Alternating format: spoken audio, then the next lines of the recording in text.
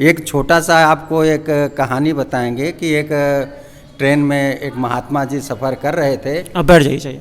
अरे ठीक है। एक महात्मा जी सफ़र कर रहे थे, उन तो एक स्टेशन पर गाड़ी रुकी, वहाँ एक आदमी गाड़ी में चढ़ा। चढ़ने के बाद वो बहुत बार बार इस तरफ से उस तरफ, इस तरफ से उस तरफ करे। तो महात्मा जी ने कहा कि भैया क्या बात है, आप बहुत परेशान लग रहे हैं, इधर से उधर कर रहे हैं, आइए जगह है बैठ जाइए। वो व्यक्ति बोला आप बैठो, आप महात्मा हो, आपको क्या पता क्या हमारे ऊपर दिक्कत आ रही, क्या परेशानी है। अरे बोले भाई क्या कुछ गुस्सा न करो, ऐसे बताए, यदि हमसे कुछ हो सकता है तो आपकी मदद कर सकते हैं। महात्मा ने जैसे ये बात कहा तो उसने कहा कि मेरी पत्नी प्लेटफॉर्म पर छूट गई, है तुम्हारे समस्या का समाधान कोई? तो महात्मा जी ने उसके बड़े भाव से कहते हैं कि भैया एक चीज़ पूछना चाहते हैं। बोले पूछिए। बोले कभी रामचरितमानस का पाठ किए हैं, पढ़े हैं कभी? बोले एक बार नहीं, कई बार पढ़ा।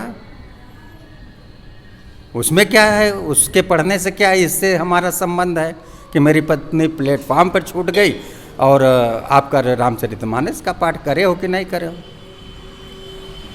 तो महात्मा जी ने कहा यदि रामचरितमानस का पाठ आप पढ़े होते तो शायद आपका समाधान ऐसी परेशानी न हुई होती। बोले क्या मतलब? बोले जब भगवान राम जी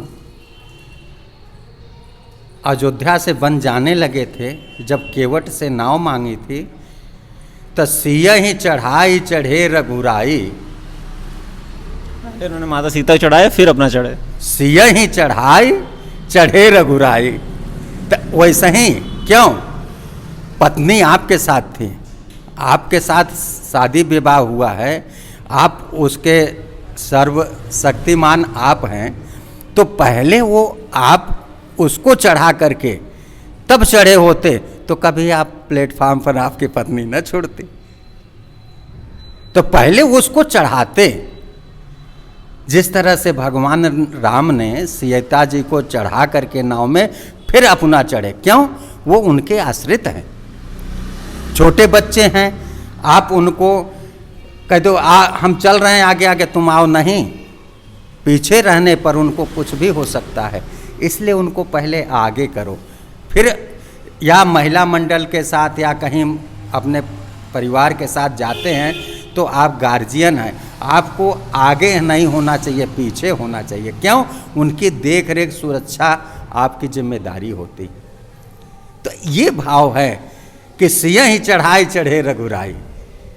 तब वो महात्मा जी को प्रणाम किया, बोले परेशान न हो, गाड़ी में आप जा कर के मिल लो टीटी से और उससे कह दो कि वो आगे स्टेशन पर रोक देगा, वहाँ से आप फोन से इनको रोक दो कि हम आगे स्टेशन पर उतर करके पुनः आएंगे और फिर चलेंगे। तो ये होता है, ये रामचरितमानस है।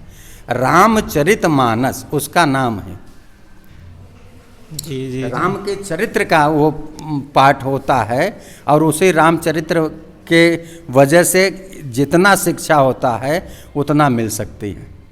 यदि चौपाई को बार बार पढ़ा जाए तो जीवन का हर लक्ष्य, कैसे उठना चाहिए, कैसे बैठना चाहिए, कैसे बोलना चाहिए, कैसे खाना चाहिए, कैसे सोना चाहिए, ये सारी चीज जीवन की यथार्थ उसमें मिल जाती है।